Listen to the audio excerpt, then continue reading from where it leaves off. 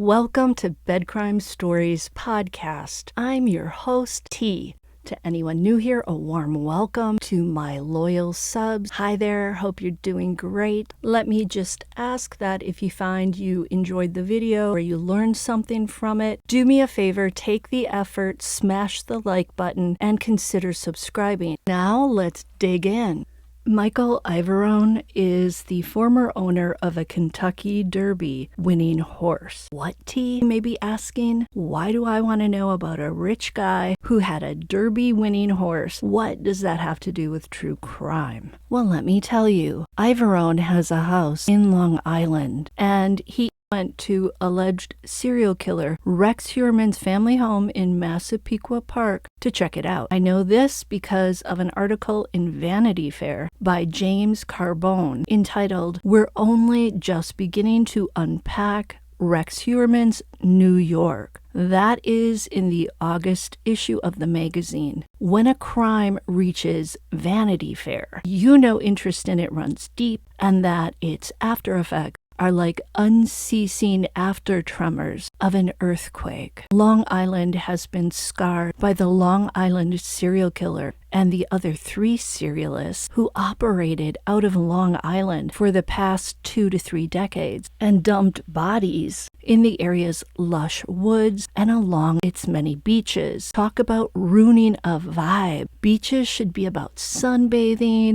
kids making sandcastles and giggling, ice cream from a roving vendor, the yummy scent of coconut suntan oil, with a sunscreen, of course, not dead and dismembered bodies. Digging Heuermann out of his hidden life took 13 years. Well, actually, it only took months. Once the investigation was opened anew and a new task force was formed, made up of 4 different agencies, including the FBI. And they sifted through all the evidence and found out from victim Amber Costello's friend, Dave Schaller, that a very tall, very beefy, scary-looking dude driving a dark green limited edition Chevy Avalanche was near Amber's home on the night she walked out the door and never came back. The Vanity Fair article described the Heuermann residence as, quote, a 6-room wood-paneled home on Massapequa Park's First Avenue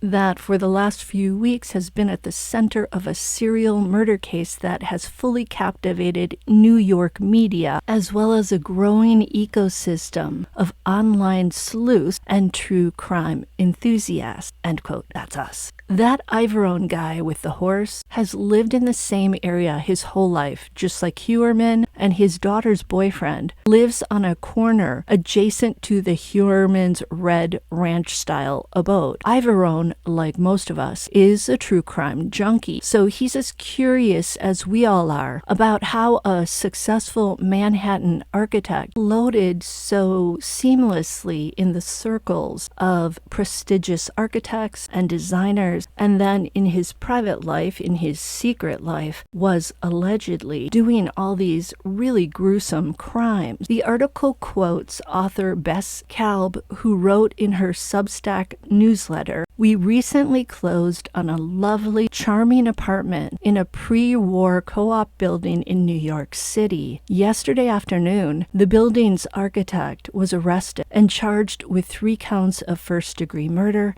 and 3 counts of second-degree murder," end quote. Yep, a lot of successful people in New York interacted with or had some connection to Rex Heuermann, and they didn't seem to notice anything strange about him, or at least anything that would have hinted at this type of, shall we say, dark habit. Heuermann founded his architectural firm, RH Consultants and Associates, in 1994. Over the years, Heuermann worked on a Target in Soho, a Foot Locker store near Yankee Stadium, and a hair salon in the meatpacking district, which sounds like a yucky place, but it's actually very hip and cool. Heuermann's expertise was in expediting construction projects through the city's arcane building codes, and not so much in the designing of buildings. According to author Ginia Belafonte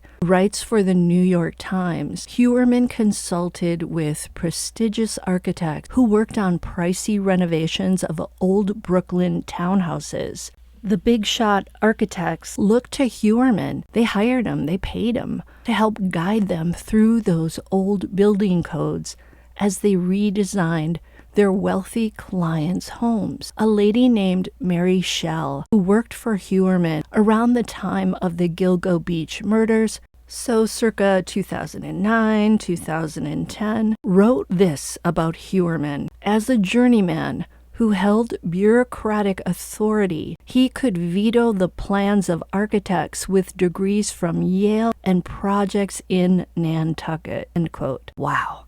So Heuermann, if he is guilty of the crimes he's charged with, definitely is someone who enjoyed controlling people, having a sense of power over them. We know this. One, because all of the victims were said to have been bound with belts and tape, and possibly some lost their lives in that walk-in vault in the basement of Heuermann's home, while likely shackled with handcuffs. And two, because many of his alleged internet searches were about finding images of women and little girls being essayed, of little girls with bruised faces, and other violent subject matter where vulnerable females were subjected to brutality. By the way, I look at Heuermann's daughter, Victoria, and I think, how could you be thinking this, Rex, and doing these things when you have this young, innocent-looking daughter? Clearly, he enjoyed looking at this stuff and possibly also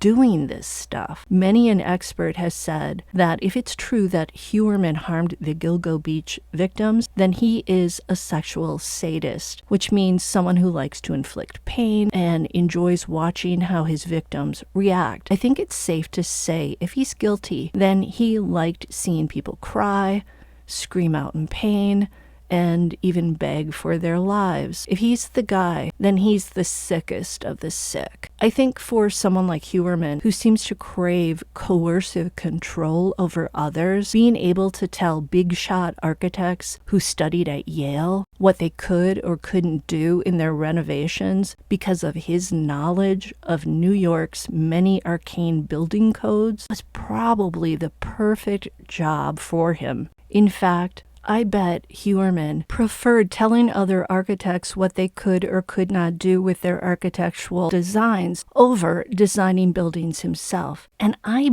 bet that if somebody rubbed Heuermann the wrong way, say an architect who maybe treated him in a way that made him feel less than important, that maybe Heuermann lied about those building codes to prevent them from building something they wanted to build. I think this is a guy who might lower himself to something like that, to being petty and to sabotaging a project in some small way. It sounds like for Heuermann, his knowledge of those building codes was a form of power in being able to lord that knowledge over well-known New York architects. This likely made him feel in control and important. That former employee of his, Mary Schell, wrote that Heuermann believed he had political clout. She wrote, quote, whether or not he had any real political clout, he believed he did and tried to convince others that he did too, end quote. That photo of Heuermann standing outside his fancy Fifth Avenue office building in Manhattan,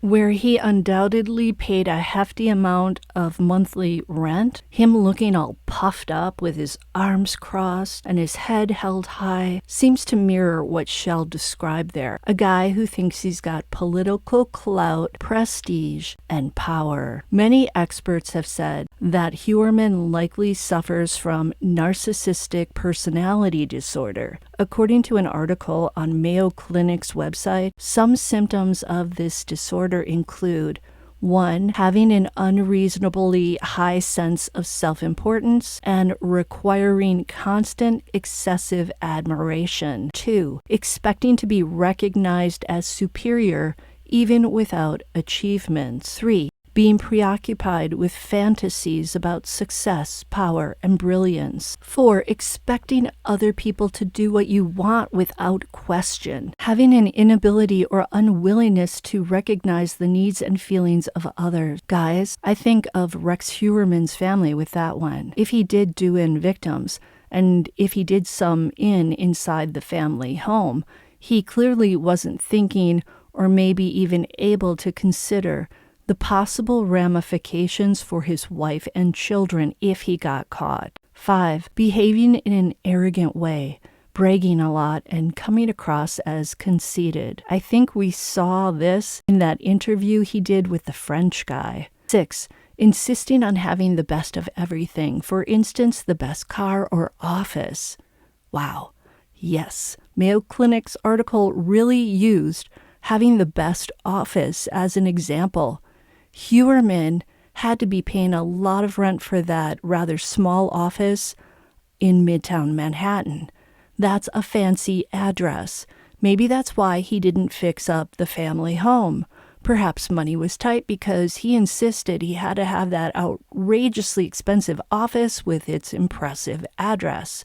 Maybe to him, impressing clients with his office was more important than making sure his family lived in a nice-looking house and that the neighbors didn't have to see that eyesore in their otherwise manicured quarter. After Heuermann's arrest, an online outlet covering real estate news in New York reported that he was once hired for a $200,000 partition and plumbing job at the Trump building on Wall Street. Talk about prestigious. Well, I guess that depends on how you view Trump, right? And according to Department of Buildings records, Heuermann also did a small job in 1998 for the developers Fred Contini and Tamir Sapir at 100 Church Street. It was a $15,000 job to demolish interior non-load-bearing walls, a raised floor, and a hung ceiling.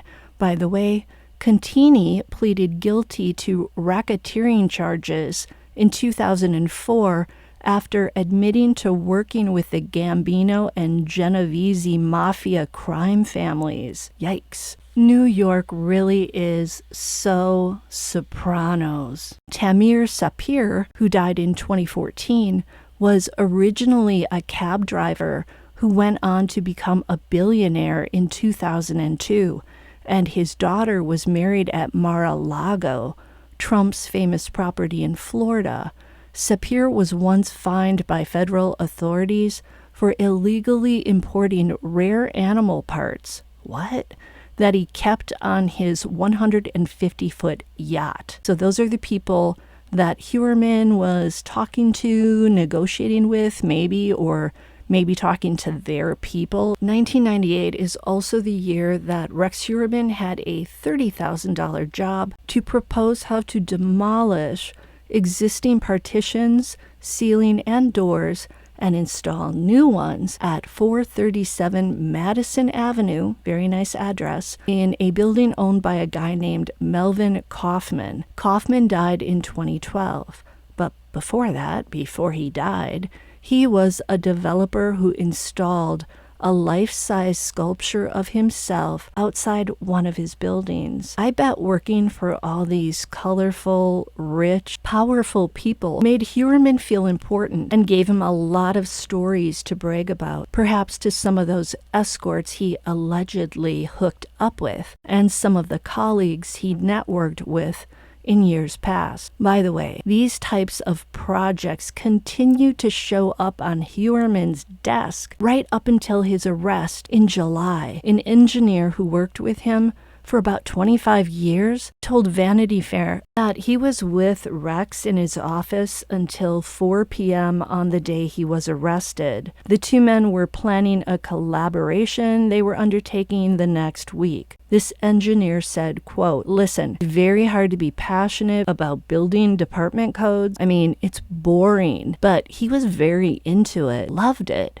Most people do it because you have to. You have to apply the codes to your craft. But he literally thrived on it, end quote. I think that's very telling. By the way, when Heuermann was in court for his last hearing, One reporter for Court TV told Vinnie Politan that Heuermann did scan the audience in the courtroom with an icy stare at one point. However, the reporter said that the icy stare was not laid on everyone in the gallery, but rather on each reporter. And the reporter told Politan that Heuermann rested his emotionless eyes on each reporter for an uncomfortably long period. That, to me, sounds like this guy was trying, even when shackled at the wrists and ankles, to instill terror in other people, maybe to send a chill down their spines so he could watch their eyes grow big with fear, and also to dominate the atmosphere with his person, his girth, and his vibe. Here's 3 more by the ways for you. 1. Apparently the mayor of Massapequa told the New York Post that the village is looking into purchasing the Heuermann home or having a private buyer purchase it with an eye toward tearing it down. Hallelujah. And 2, that French guy, remember him who interviewed Heuermann? Well, apparently when the author of the Vanity Fair article reached out to him to learn more about his experience with Rex, the French guy said he'd love to do an interview provided he was paid $5,000 to license the footage. What? Not very nice, French guy. You who laughed all the way through your interview with an alleged serial killer. I know you didn't know who you were talking to at the time, but still. 3. One guy who interacted with Heuermann on business dealings told Vanity Fair he never suspected anything about him. This guy said, quote, "But out of all the people I've worked with in my lifetime, for him to be the one that's in this situation, I wasn't surprised. I am a little bit shocked, but I wasn't surprised. Does that make sense?" End quote. I want to leave you now with a quote from American psychologist Anna Salter, who is an internationally recognized expert on sexual predators, as well as a mystery novelist. She's also a teaching fellow at Tufts University and Harvard. In one of her books, Dr. Salter wrote this: "Despite a psychopath's lack of conscience and lack of empathy for others, he is inevitably better at fooling people than any other type of offender." End quote. That's all for now. I'll see you next time on Bed Crime Stories. Do me a favor, smash that like button. Please subscribe to the channel. It's a huge help. And if you want to support the work I do, please consider a Patreon membership. See you next time.